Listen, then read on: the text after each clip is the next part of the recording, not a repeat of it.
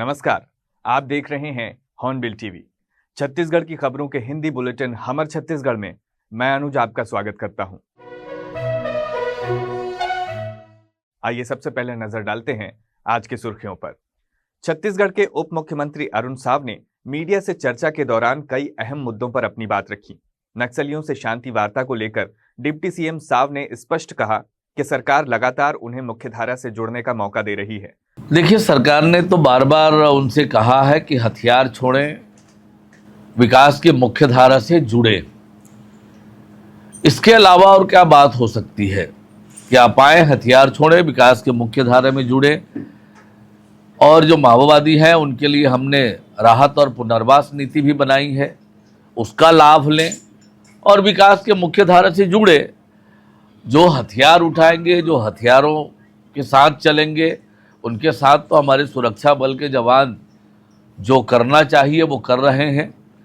अभी बीजापुर में जो ऑपरेशन चल रहा है, बड़ा ऑपरेशन चल रहा है, उससे ये भयभीत है। और पिछले 14 महीनों में, 15 महीनों में हमारी सरकार ने जो लगातार नक्सल उन्मूलन के लिए काम किया है, तो नक्सलियों में घबराहट है, भय है। पर सरकार तो प्रतिबद्ध है मार्च 2026 तक बस्तर को नक्सल मुक्त बनाने के लिए, और उस दिशा में सरकार, सुरक्षा बल मजबूती से काम कर रहे हैं। आज आम देश का नागरिक चाहता है कि एक साथ चुनाव हो, ताकि समय की बर्बादी बचे, आर्थिक नुकसान कम हो। और आज सभी स्थानों से इस प्रकार के विषय आ रहे हैं कि वन नेशन वन इलेक्शन की दिशा में बढ़ना चाहिए। और इसलिए आज निश्चित रूप से नगर निगम रायपुर की सामान्य सभा है, उस विषय पर चर्चा करेंगे और आवश्यक प्रस्ताव पास करेंगे। पाकिस्तान से आकर छत्तीसगढ़ में रह रहे कुछ लोगों ने बीते दिनों उप मुख्यमंत्री विजय शर्मा से मुलाकात की थी और निवेदन किया था कि उन्हें छत्तीसगढ़ में रहने दिया जाए। इस विषय पर उप मुख्यमंत्री विजय शर्मा ने आज मीडिया से बातचीत करते हुए कहा कि इस विषय पर उन्होंने केंद्र से मार्गदर्शन मांगा है। पहलगाम में हुए आतंकी हमले के बाद प्रधानमंत्री नरेंद्र मोदी ने सख्त रुख अपनाते हुए निर्देश दिया था कि भारत में रह रहे पाकिस्तानी नागरिकों को 48 घंटे के भीतर उनके देश वापस भेज दिया जाए। साथ ही नक्सलियों द्वारा शांति की अपील से जुड़े पत्रों पर विजय शर्मा ने तीखी प्रतिक्रिया दी। उस पर केंद्र से मार्गदर्शन हम लोगों ने मांगा था और अब तो स्पष्ट वहाँ से निर्देश भी इस बात के हैं कि जो लोग पाकिस्तान में अल्पसंख्यक हैं और पाकिस्तान पीड़ित हैं, वो अभी रह सकते हैं और कालांतर में CAA के अंतर्गत वो आवेदन भी करके भारत की नागरिकता के लिए कोशिश कर सकते हैं। भारत की सरकार उस पर चिंता करेगी। ये लोग कौन है, एक प्रश्न है, और ये लोग तब कहाँ थे, एक ही और प्रश्न है। जब झीरम की घटना हुई तब इन्होंने क्यों नहीं कहा नक्सलियों के से कि ये सब बंद करो और तब जब एर्राबोर की घटना हुई थी तब इन्होंने क्यों नहीं कहा, जब 8 महीने के बच्चे को नक्सलियों ने जिंदा जला दिया था, पूरे बस्ती को जिंदा जला दिया था, उस समय इन्होंने क्यों नहीं कहा। जब मणिकोंटा की घटना हुई थी तब इन्होंने क्यों नहीं कहा था, जब दर्जनों ग्रामीणों को मार दिया गया था गला रेत करके, उनको पुलिस में मुखबिर हो कहकर, तब इन्होंने क्यों नहीं कहा था। जब झीरम की घटना हुई थी जिसमें छत्तीसगढ़ की इतनी बड़ी हानि हुई थी, छत्तीसगढ़ का एक नेतृत्व वहां समाप्त हुआ था, तब ये लोग कहाँ थे और अब ये क्यों बोल रहे हैं। इसमें भी फर्क है। और फर्क ये है कि जिस समय तक 400 अधिक, इस सरकार के बनने के बाद लगभग हमने 400 नक्सलियों को, वर्दीधारी शस्त्रधारी नक्सलियों को मारे। इसमें जब तक बस्तर के आदिवासी रहे तब तक इनको पीड़ा नहीं। आज जब तेलंगाना वाले जब फंस रहे हैं तो इनको पीड़ा हो रही। मसला इसमें भी है भाई, इनका दुराव इसमें भी दिखता है। आप एक बार सोच कर देख लें इस बात को। जब तक यहाँ के लोग बहुतायत में 8-10 लोग हैं जो तेलंगाना आदि क्षेत्रों के हैं जो मारे गए हैं इन 400 में, बाकी तो यहाँ के हैं, तब तक इनको पीड़ा नहीं रही। आज पीड़ा हो रही है। आज ऐसे नहीं होता है। मानवाधिकार का तो नाम इनको नहीं लेना चाहिए, भारत के संविधान का नाम इनको नहीं लेना चाहिए। जो भारत के संविधान को न मानकर बंदूक रखकर बंदूक की नली से सरकार बनाना चाहते हैं, उनके साथ ये किस तरीके से बात कर सकते हैं। उनके साथ ये कैसे भारत के संविधान का उल्लेख कर सकते हैं। ये कैसे कह सकते हैं भारत की सरकार को कि भारत की सरकार हमारा संविधान है, देश की रक्षा होना चाहिए। ये बिल्कुल स्पष्टता है इस बात। मैं आपको स्पष्ट कह रहा हूँ और मैं नहीं सोचता हूँ कि बस्तर के लोग शांत होंगे। जो बस्तर की जनता है, जो बस्तर के नक्सल पीड़ित लोग हैं, जरूर इस पर बोलेंगे। मुझे पूरा विश्वास है इस बात का। दिल्ली प्रवास से लौटे केंद्रीय राज्य मंत्री तोखन साहू ने रायपुर एयरपोर्ट पर मीडिया से चर्चा करते हुए नक्सल समस्या पर बड़ा बयान दिया है। उन्होंने कहा है कि केंद्र सरकार का लक्ष्य है कि मार्च 2026 तक पूरे देश को नक्सल मुक्त बना दिया जाए। देखिए, नक्सली हमारे प्रदेश के लिए, देश के विकास में बाधक है। लगातार रोडें अटकाते हैं, बहुत नुकसान किए हैं। माननीय गृह मंत्री जी ने कहा है कि मार्च 2026 तक हमारा पूरा प्रदेश और पूरा देश नक्सल मुक्त देश होगा। इसी दिशा में हमारे जवान बड़े मुस्तैदी के साथ, बहादुरी के साथ लड़ रहे हैं और निश्चित रूप से हमारा यह प्रदेश नक्सल मुक्त प्रदेश होगा, पूरा देश नक्सल मुक्त प्रदेश होगा। सरकार ने बहुत समय दिया है, नक्सली वापस आए इसके लिए उनके लिए नीतियां भी बनाई गई हैं, लेकिन ये कभी माने नहीं, हमारे जवानों को हताहत करते रहे। अब वो मरने की कगार पर है तो इस तरह के प्रस्ताव भेज रहे हैं। कांग्रेस पार्टी बार बार संविधान की हत्या तो कांग्रेस पार्टी ने किया है। 88 बार कांग्रेस की सरकार जब रही तब 88 बार चुनी हुई सरकारों को बर्खास्त करने का पाप तो कांग्रेस सरकार के द्वारा किया गया था। ये क्या संविधान बचाएंगे, बल्कि लोगों को गुमराह करने का काम कांग्रेस पार्टी के द्वारा लगातार किया जा रहा है। न उनके मन में संविधान के प्रति कोई श्रद्धा है, न बाबा साहब अम्बेडकर के प्रति कोई श्रद्धा है। केवल ये नाम का उपयोग करते हैं, कहते कुछ और हैं, करते कुछ और हैं। यदि कांग्रेस पार्टी या जब तक उनकी सरकार रही, यदि वो लोग भी चाहते इस तरह की कार्रवाई, तो निश्चित रूप से नक्सलियों का सफाया पहले ही हो जाता। ये जो पूर्व मुख्यमंत्री जी की जो भाषा है, ये उनसे मिले हुए हैं। ऐसे ही लोगों ने नक्सलियों को आगे बढ़ाया है। हमारा प्रदेश निश्चित रूप से 2026 तक नक्सल मुक्त प्रदेश होगा। हमारे जवान पूरी ताकत के साथ, पूरी बहादुरी के साथ चल रहे हैं। सरकार की पूरी मंशा है और हमारी सरकार इसी दिशा में काम कर रही है। बिलासपुर के सिविल लाइन थाना क्षेत्र स्थित अरिहंत हाइट्स रेसिडेंसी में रहने वाली भाजपा नेत्री स्मृति जैन पर कॉलोनी वासियों ने गंभीर आरोप लगाए हैं। कॉलोनी वासियों का कहना है कि भाजपा नेत्री स्मृति जैन आए दिन विवाद करती हैं, लोगों से गाली गलौज करती हैं और अपने राजनीतिक रसूख का हवाला देकर गुंडागर्दी करती हैं।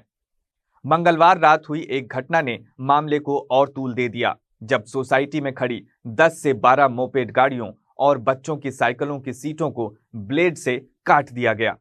इस घटना का एक सीसीटीवी फुटेज भी सामने आया है। घटना के बाद कॉलोनी वासी बड़ी संख्या में सिविल लाइन थाने पहुंचे और पुलिस से कार्रवाई की मांग की। शिकायतकर्ताओं का कहना है कि स्मृति जैन ने थाने में भी हंगामा किया और पत्रकारों को खबर न छापने की धमकी दी।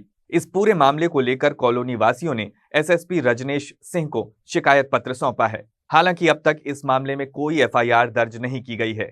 इस कारण कॉलोनी वासी नाराज नजर आ रहे हैं और मामले में लीपापोती होने की आशंका जता रहे हैं। हम लोग ring road number 2 Arihant society, एक हमारी सोसाइटी में 20 फ्लैट रहता है, 20 फ्लैट है, वहाँ हम लोग रहते हैं। वहाँ हमारे एक फ्लैट के सबसे ऊपर वाले फ्लैट में एक स्मृति जैन नाम की महिला भाजपा नेत्री रहती है। आए दिन किसी न किसी कारण से हम लोगों को परेशान किया जा रहा है। काफ़ी समझाइश हुई, छोटी मोटी गलतियाँ कर रही थी तो हम लोग आपस में बैठकर समझाकर कर लेते थे, लेकिन इस बार ना मर्यादा पार कर चुकी है वो। अब शब्दों का उपयोग करना, गाली गलौज करना, धमकी देना, भाजपा की नेता हूँ कुछ भी कर लूँगी, इस तरीके के। भाई हम भी कोर भाजपा ही हैं। हमारे दादा 78 के स्वतंत्रता संग्राम सेनानी है, पन्नालाल जैन जी, उस परिवार से बिलोंग करते हैं और कोर भाजपा ही हैं। लेकिन हम लोगों ने कभी भाजपा का दुरुपयोग नहीं किया, किसी भी पार्टी का नाम लेकर किसी को डराने का प्रयास नहीं किया। व्यापार करते आए हैं और हमारे सारे लोग एक जैसे हैं। लेकिन आप सिर्फ अगर आज भाजपा की सरकार है तो भाई हमारी भी सरकार है, नरेंद्र मोदी के हम लोग फॉलोअर हैं। ऐसे में आप हमको सिर्फ भाजपा का नाम देकर किस नाम से आप डराना चाहते हो? क्या शहर आपका हो गया है क्या? इस शहर में निष्पक्षता नहीं रह गई। माँ बहन की गाली देना किस महिला को शोभित करता है? कल रात को सीसीटीवी फुटेज है, कल रात को 12 बजे आप निकले अपने बच्चों के साथ और लगभग 10 से 12 एक्टिवा में आप लोगों ने ब्लेड मार दी। 4-4, 3-3 साल के बच्चों की साइकिल खड़ी थी, आपने ब्लेड मार के सीट फाड़ दी। आप क्या परिचय देना चाह रहे हो? सिर्फ एक सोसाइटी में विकृत मानसिकता का परिचय है। ऐसे लोगों को सोसाइटी में रहने का कोई अधिकार नहीं है। अगर किसी प्रकार की कोई आपको तकलीफ थी तो आपके सोसाइटी में बाकी लोगों के नंबर थे, उस नंबर पर आप बात करके इस समस्या का निराकरण होता। लेकिन अगर किसी ने आपका कॉल रिसीव नहीं किया या किसी कारण से आपको रिप्लाई नहीं दे पाया, इसका मतलब नहीं सबके सब फ्री बैठे हैं। हम अपने अपने व्यक्तिगत कारणों से बिजी रहते हैं। मैं श्री मंगला हॉस्पिटल का संचालक हूँ, मेरे पास बहुत सारे काम रहते हैं। नुकसान पहुंचाने का कारण क्या होता है? सबसे पहले हम लोगों ने एसपी ऑफिस में जा करके एसपी साहब से यही अनुरोध किया साहब कि उनको बुला के पूछा जाए कि हमसे गलती क्या हुई, उसने क्यों हमारे छोटे छोटे बच्चों की साइकिलों को और हमारे एक्टिवा को, मोटरसाइकिल को चीरने का काम किया है। ₹81 अब किसी को परेशान करने की मानसिकता तो किसी एक की साइकिल में करती, लेकिन आप 20 फ्लैट में रहने वाले लोग 12-13 फ्लैट के लोगों को परेशान कर रहे हो, मतलब आप दिखाना क्या चाह रहे ये हो? पहली बार है कि और भी नहीं, इसका नाटक पिछले 4-5 साल से चल रहा है, लेकिन इस बार कुछ ज़्यादा ही हो गया था, इसलिए हमको थाने में आके शिकायत करनी पड़ी। क्या कहा अधिकारियों ने, आपको मिला है? नहीं, पूरा आश्वासन दिया। एसपी साहब के पास हम लोग गए थे, हमारे साथ हमारे 5-6 महिलाएं भी गई थी। एसपी साहब ने व्यक्तिगत बोला नहीं 100% ये गलत है, अगर छोटे बच्चों को टारगेट किया जा रहा है तो मैं बर्दाश्त नहीं करूँगा। साहब ने तुरंत यहाँ पर पुलिस CSP साहब को फ़ोन किया, फिर हम लोग को CSP साहब ने पूरा मामला समझा और गंभीरता से लेते हुए TI साहब के साथ बैठ करके भी निराकरण किया और काफ़ी उनको बोला गया कि आपने ये गलत किया है और इस तरह से आपको करने का कोई अधिकार नहीं है। जी हाँ, Arihant height residency welfare society के सदस्यों द्वारा एक लिखित शिकायत दी गई है कि स्मृति जैन, वो भी मोहल्ले की हैं, वो उनको आए दिन परेशान करने के संबंध में हैं। इस संबंध में अभी दोनों पक्षों को बुलाया गया था, उन्हें समझाइश दी गई है। दुर्ग में एक व्यावसायिक बिल्डिंग की खुली लिफ्ट में गिरने से एक युवक की मौत हो गई है। घटना मंगलवार की सुबह तकरीबन 4 बजे की बताई जा रही है। गौरतलब है कि दुर्ग की इसी बिल्डिंग में लिफ्ट में हुए हादसे से पहले भी एक युवक की जान जा चुकी है। सुपेला पुलिस को सूचना मिली थी कि चौहान एस्टेट नामक बिल्डिंग में एक युवक लिफ्ट में गिर गया है। मौके पर पहुंची पुलिस ने देखा कि युवक लिफ्ट के होल में गिरा पड़ा है। पुलिस ने तुरंत SDRF को बुलाया। SDRF की टीम ने रेस्क्यू ऑपरेशन चलाकर युवक को रस्सी की मदद से बाहर निकाला। उस वक्त युवक जीवित था। मृतक 40 वर्षीय राजा बांदे सुभाष चौक डुंडेरा उतई का रहने वाला था। रेस्क्यू के बाद गंभीर रूप से घायल युवक को लाल बहादुर शास्त्री अस्पताल सुपेला ले जाया गया, लेकिन इलाज के दौरान उसने दम तोड़ दिया। इस दर्दनाक हादसे के बाद चौहान एस्टेट एक बार फिर सवालों के घेरे में आ गया है। बताया जा रहा है कि लिफ्ट केवल 4थी मंजिल पर संचालित होटल जुमांजी के लिए उपयोग में लाई जाती थी। हादसे के वक्त लिफ्ट ग्राउंड फ्लोर पर थी, लेकिन उसका दरवाजा खुला हुआ था। युवक ने लिफ्ट का दरवाजा खुला देख जैसे ही उसमें प्रवेश किया, वो सीधे 4 मंजिल नीचे गिर गया। ये हादसा लिफ्ट में दूसरी बार हुआ है। करीब 4 महीने पहले भी इसी लिफ्ट में 4थी मंजिल से गिरकर विनय गुप्ता नामक युवक की मौत हो गई थी। विनय गुप्ता आकाश गंगा मार्केट में नारियल पानी बेचने का काम करता था। उस समय भी लिफ्ट की लापरवाही सामने आई थी, मगर उसे एक सामान्य दुर्घटना बताकर फाइल बंद कर दी गई थी। लोगों का कहना है कि होटल प्रबंधन और बिल्डिंग संचालकों की लापरवाही इन हादसों की वजह बन रही है। इस बार भी होटल संचालक की बड़ी चूक सामने आई है। जी, ये चौहान स्टेट की जो बिल्डिंग है उसके लिफ्ट में एक राजा राम बांधी करके व्यक्ति था जो डुंडेरा उतई का रहने वाला है। उसकी लिफ्ट से गिरने से मृत्यु हो गई है और इस प्रकरण में मार्ग पंजीबद्ध कर विवेचना में लिया गया है और अग्रिम जांच की जा रही है। मौका मुआयना में क्या पाया गया? अभी तो लिफ्ट से गिरकर उसके डेथ होना ही स्पष्ट हुआ है और कारणों के संबंध में पूरी जांच की जा रही है और विवेचना चल रही है इसमें। उसके बाद ही जांच के बाद ही क्लियर होगा कि किन कारणों से एक्चुअल उसकी मृत्यु हुई है। CCTV फुटेज सामने आया है? वहाँ पर CCTV कैमरा तो है, उसको भी अवलोकन किया जा रहा है और जांच की जा रही है। 2 महीने में दूसरी घटना है लगातार, और इस बार पिछले बार होटल संचालक के खिलाफ FIR किया गया था। जो मुख्य संचालक है उसके खिलाफ इस बार कार्रवाई होगी? जी, अभी तो मार्ग पंजीबद्ध कर विवेचना में लिया गया है और जांच के बाद ही स्पष्ट होगा और जो भी जिम्मेदार होंगे उनके विरुद्ध कार्रवाई की जाएगी। 3:30 बजे छोकरा दुकान पर खड़ा था, तो वहाँ से आया। उसके बाद एक बड़ा सीढ़ी चढ़ा है, तो 4-5 गार्ड को इकट्ठा किया हूँ। मैं अकेला था अपने पॉइंट में, तो 4-5 गार्ड थे और वो पेपर वाले भी थे, वो लोग भी साथ में गए थे। 2nd फ्लोर में गए तो वहाँ आया आवाज़। वहाँ से आने के बाद फिर हम लोग 112 को फ़ोन किए, तब फिर वो लोग आए तो बोले हमारे पास तो निकालने का साधन नहीं है। तो फायर ब्रिगेड को फ़ोन किए, वो लोग आए, उसको 7 बजे करीबन निकाले। उस टाइम जिंदा था। दुर्ग निगम प्रशासन पर मनमानी और तानाशाही का आरोप लगाते हुए नेता प्रतिपक्ष संजय कोहले निगम भवन की पार्किंग में विरोध प्रदर्शन करने बैठ गए हैं। दुर्ग नगर निगम में एक अनोखा दृश्य देखने को मिला जब नेता प्रतिपक्ष संजय कोहले ने नगर निगम परिसर की पार्किंग में दरी बिछाकर अस्थायी कमरा बनाकर धरना प्रदर्शन शुरू कर दिया। मामला उस समय गरमाया जब कोहले ने आरोप लगाया कि MIC सदस्यों को उनके कक्ष पहले ही दे दिए गए हैं, लेकिन 1 महीने पहले आश्वासन मिलने के बावजूद उन्हें अब तक कमरा नहीं दिया गया है। संजय कोहले ने कहा कि निगम प्रशासन उनकी उपेक्षा कर रहा है और विपक्ष की आवाज को दबाने की कोशिश कर रहा है। इसी विरोध स्वरूप उन्होंने पार्किंग स्थल को ही अपना कार्यस्थल बना लिया और वहीं से जनता की समस्याएं सुनने की घोषणा कर दी। धरने की शुरुआत पूजा अर्चना से की गई और कर्मचारियों को मिठाई बांटते हुए उन्होंने संकेत दिया कि अब वे इसी अस्थायी कमरे में काम करेंगे। इस पूरे घटनाक्रम ने निगम प्रशासन को असहज स्थिति में ला खड़ा कर दिया है और विपक्ष ने इसे लोकतांत्रिक अधिकारों का हनन बताया है।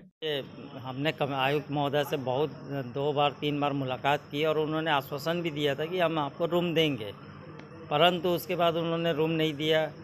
और हमने जब अपना सभागार बनाया था, सद्य मोतीलाल वोरा सभागार का निर्माण हमने अपने पिछले कार्यकाल में हमने किया था, तो उस समय हम लोगों ने 2 रूम नीचे भी बनाया था, 2 रूम सभागार के साथ बनाया था।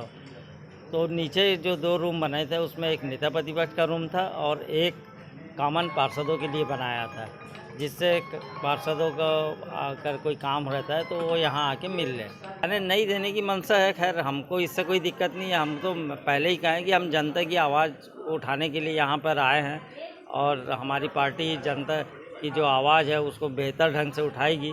हम ये है कि एक स्थायी पता होता है विपक्ष का, वो ना हो कि हम यहाँ पे अस्थायी पते में बैठेंगे। निगम आयुक्त से हमने मांग की है, पर अभी तक तो कोई रूम का उपलब्ध नहीं हो पाया। दुर्ग नगर पालिका निगम की सामान्य सभा की विशेष बैठक में सोमवार को वन नेशन वन इलेक्शन का मुद्दा छाया रहा। बैठक में महापौर अलका बाकमार ने इस विषय पर सभा को संबोधित करते हुए समर्थन की अपील की। उन्होंने कहा कि एक राष्ट्र एक चुनाव से समय और संसाधनों की बचत होगी, जिससे शासन व्यवस्था और अधिक प्रभावी बनेगी। सभा के दौरान सभी भाजपा पार्षदों ने एकजुट होकर इस प्रस्ताव का समर्थन किया। वहीं कांग्रेस और अन्य विपक्षी दलों ने इसका कड़ा विरोध किया। नेता प्रतिपक्ष संजय कोहले ने कहा कि भारत जैसे विशाल और विविधता वाले देश में लोकसभा, विधानसभा, नगरीय निकाय और त्रिस्तरीय पंचायत चुनावों को एक साथ कराना व्यवहारिक नहीं है। उन्होंने सत्ता पक्ष पर निशाना साधते हुए कहा कि ये मुद्दा निगम से संबंधित नहीं है, फिर भी इसे उठाकर स्थानीय समस्याओं से ध्यान भटकाया जा रहा है। सभा के दौरान एक बार फिर ईवीएम का मुद्दा भी गरमाया। नेता प्रतिपक्ष ने महापौर पर तीखा प्रहार करते हुए कहा कि अगर ईवीएम न होता तो शायद वे महापौर ही न होती। उन्होंने भाजपा पर खरीद फरोख्त की राजनीति करने का भी आरोप लगाया। इस बयान के बाद सदन में हंगामा मच गया और भाजपा पार्षदों ने संजय कोहले से माफी मांगने की मांग की। सभा के बाद मीडिया से चर्चा करते हुए सभापति श्याम शर्मा ने कहा कि कांग्रेस अपनी हार का ठीकरा हमेशा ईवीएम पर फोड़ देती है। उन्होंने आरोप लगाया कि कांग्रेस के पास अब कोई ठोस मुद्दा नहीं बचा है। वहीं भाजपा और निर्दलीय पार्षदों ने वन नेशन वन इलेक्शन को पूरी तरह समर्थन देने की बात कही। सामान्य सभा थी और वन नेशन वन चुनाव को लेकर चर्चा की गई है, क्या कुछ था? देखिए, ये इतना अच्छा प्रस्ताव है, एक राष्ट्र एक चुनाव, सभी के हित पे है और सर्वसम्मति से पारित होना था, बहुमत से पारित हुआ है। क्या करे, विपक्ष है वो तो विपक्ष की भूमिका निभानी है, पर दिल से वो भी चाह रहे हैं एक राष्ट्र एक चुनाव, पर सिर्फ विपक्ष होने की वजह से वो अपनी भूमिका निभा रहे हैं। देखिए, आपको पहले ही बताया गया वहाँ पर कि एक राष्ट्र एक चुनाव के कितने सारे फायदे हैं। आपका खर्चा से लेकर के शिक्षा विभाग के जो शिक्षक हैं, आपके सुरक्षा कर्मी हैं, हर दृष्टिकोण से देखा जाए तो एक राष्ट्र एक चुनाव बहुत ही अच्छा विषय है। विपक्ष सिर्फ इसलिए साथ नहीं दे रही है, दिल से वो साथ है, पर सिर्फ विपक्ष होने की भूमिका अदा कर रहे हैं। 140 करोड़ जनता है देश में और राज्य स्तर पे एक साथ अगर चुनाव होता है तो 6-6 महीने चुनाव प्रक्रिया चलेगी, जैसे कि नहीं चलेगी, नहीं चलेगी ना, वही चीज को समझना है। भाई एक साथ चुनाव होगा तो हर राज्य में अपने अपने राज्य में चुनाव एक साथ होगा ना। आज नेता प्रतिपक्ष बैठे हुए देंगे धैर्य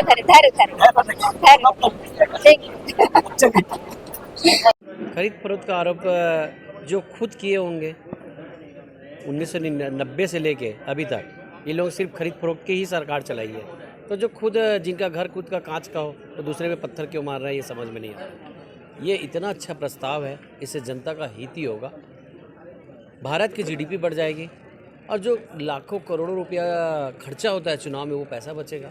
उसके बाद आप छत्तीसगढ़ में ही देख लो, छत्तीसगढ़ में पहले विधानसभा चुनाव होता है, उसके बाद 6 महीने बाद फिर लोकसभा चुनाव होता है, फिर 6 महीने बाद नगरीय प्रशासन चुनाव होता है। तो आप देखेंगे कि अधिकारी जो रहते हैं वे जनता को नहीं मिलते हैं, कभी मतदाता सूची रेडी करते हैं तो कभी कुछ करते रहते हैं, तो उसके लिए जनता घूमती रहती है अपने काम के लिए। तो एक मिशन एक चुनाव में जनता का ही होता होगा। और मैं आपको निश्चित बोलता हूँ, आज जो 68% 70% पोलिंग होती है ना, एक वोट एक चुनाव में 90% तक वो जाएगी पोलिंग। क्या नहीं, वो उनके पार्टी का मामला है, मैं इस मामले में कुछ नहीं बोलूँगा। ये नेता प्रतिपक्ष की क्या बात है, पूरा कांग्रेसी को लगता है जब वो चुनाव हार जाते हैं तो ईवीएम पे ही दोष देते हैं। ये उन्हीं की बात नहीं है, वो उनकी पार्टी का मेंटेलिटी वही है कि जब चुनाव हार जाएंगे तो वो ईवीएम पे ही दोष देते हैं और जीत जाएंगे तो कुछ नहीं बोलते। एक जानकारी और निकल कर सामने आई कि अगर आप ही बताइए ना क्या होगा उसमें, जो चुनाव कराते हैं वैसे ही चुनाव होगा, ऐसा तो कुछ नहीं है। वन नेशन वन चुनाव को लेकर आज चर्चा की, किस प्रकार से विरोध प्रदर्शन रहा आपका? देखिए, वन नेशन वन इलेक्शन की जो अवधारणा है उसमें बहुत सी विसंगतियां और संवैधानिक दृष्टिकोण से भी ये बहुत गलत है। इसीलिए हमारे नेता राहुल गांधी जी कहते हैं ना कि ये भारतीय जनता पार्टी के लोग संविधान से छेड़छाड़ कर रहे हैं, इसका ये जीता जागता सबूत है। अगर वन नेशन वन चुनाव लागू कर दिया जाता है, किस प्रकार की विसंगतियां देखने को मिलेंगी? वो लागू होने की बात तो वो है कि केंद्र का मुद्दा है, लागू यहाँ से तो होना नहीं है। यहाँ पर जो बैठक बुलाई गई है ये टोटल अपना भारतीय जनता पार्टी का एजेंडा था। ना राज्य सरकार से कोई पत्र आया, ना केंद्र सरकार से कोई पत्र आया। इस पत्र, अगर वो पत्र आता और उसके बाद अपना डिस्कस होता तो समझ में आता, लेकिन ये तो भारतीय जनता पार्टी और महापौर जी का एजेंडा था। कहीं ना कहीं आपने खरीद फरोख्त की भी बात बताई और कहीं ना कहीं आपने जो सत्ता पक्ष को घेरने का प्रयास किया। नहीं, मेरा कहना यह है कि जो एक राष्ट्र एक चुनाव है, जो ये खरीद फरोख्त होती है राज्यों में, उस स्थिति में अगर सरकार गिर जाती है तो फिर कैसा होगा? एक देश एक राष्ट्र अपना चुनाव का जो अवधारणा है वो टोटल गलत है। तो अभी सर्वसम्मति से पास कर दिया? सर्वसम्मति से नहीं, बहुमत से किया। हमारा कांग्रेस पार्षद दल का इस पर विरोध। मैं संजय कोले, नेता प्रतिपक्ष। आज के बुलेटिन में बस इतना ही। छत्तीसगढ़ की ताजा तरीन खबरों के कार्यक्रम हमारे छत्तीसगढ़ में कल हम आपसे फिर मुलाकात करेंगे। तब तक के लिए नमस्कार।